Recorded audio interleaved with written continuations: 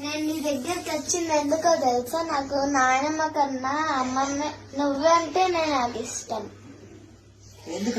ఎందుకంటే మమ్మీ చెప్పింది నాకు, నువ్వు ఉప్పు కావాలన్నా కారం కావాలన్నా ఇంటికి తొందరగా పంపిస్తావు. మళ్ళీ మమ్మీకి ఏదైనా కావాలన్నా కానీ ముందు నువ్వే నిలబెడతావంట. అందుకే మళ్ళీ నాయనమ్మ ఎందుకు నచ్చదంటే ఊరికనే ఇంట్లో వచ్చారు అసలు మమ్మీకి వెళ్తే చెయ్యదు. అందుకే నాకు నువ్వంటేనే ఇష్టం. అట్లా అనుకోకూడదు నాన్న, అట్లా అనుకోకూడదు. నానమ్మ ఉప్పు కారమే పంపించింది అమ్మమ్మ. నానమ్మ ఎన్ని ఇస్తుంది? ఇల్లు ఎవరిది? ఇంట్లో ఉన్న వస్తువులు ఎవరి? మేము వేసుకునే బంగారం ఎవరిది? నానమ్మ చూడు ఎన్ని ఇచ్చిందో. రోజు ఎంత డబ్బులు ఇస్తుంది? మీ డాడీ కొన్ని రోజులు జాబ్ లేకపోతే ఎవరు చూసారు? మా నాన్నమ్మ ఎంత మంచిది, ఇవన్నీ ఇస్తుంది. నేను ఓళ్ళు ఉప్పు కారం పప్పు, ఓకేనా? అవన్నీ కాదు, రోజు ఇంట్లో ఉంటది కాబట్టి అమ్మని ఏదైనా పని మీద కసరొచ్చు. అంత మాత్రాన నాయనమ్మ మంచిది కాదు అనుకోకూడదు, తప్పు కదా? ఓకేనా? నానమ్మ మంచిది, ఓకేనా? మీకు ఏదైనా ఎందుకు ఇప్పిది అంటే జలుబులు దగ్గులు వస్తాయని ఇప్పిదు. నేను ఒక్కరోజు వచ్చిపోతారు కాబట్టి ఏదో ఒకటి ఇప్పిస్తా. మళ్ళీ ఇక్కడ జ్వరం వస్తే కూడా నాయనమ్మే చూపించింది కదా మీకు మరి, ఓకేనా? నాయనమ్మ మంచిది కదా, ఓకేనా?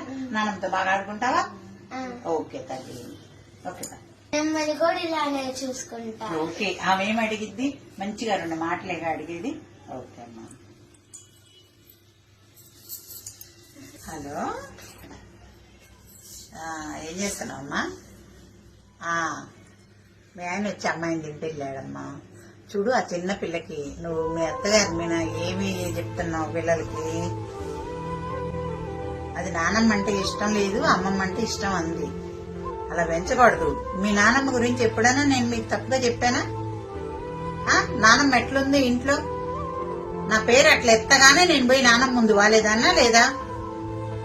మరి మీ నాన్నగారు నాకెందుకని తెలివిస్తాడు? వాళ్ళ ఫ్యామిలీని బాగా చూసుకుంటాను కాబట్టి. మీ బాబాయిలు గాని, మీ నానమ్మని గాని, మీ తాతగారిని గాని నేను ఎక్కడ చూసుకున్నాను? అవునా? చూసుకున్నందువల్ల నేను ఎంత ఆనందంగా ఉన్నాను. నీ పెట్టిన బంగారం అంతా మీ నాయనమ్మది కాదు మరి ఎక్కడి నుంచి వచ్చింది? అమ్మమ్మ ఏదో 2 వస్తువులు ఇచ్చి పంపించింది ఆ రోజు నన్ను కాపురానికి. నేను ఎప్పుడన్నా మీరు అట్లా అనుకున్నారా? అలా చెప్పకూడదమ్మా. పిల్లల ముందు మీ అత్తగారి గురించి ఏ రోజు కూడా తప్పుగా మాట్లాడద్దు. ఉంటాను మరి.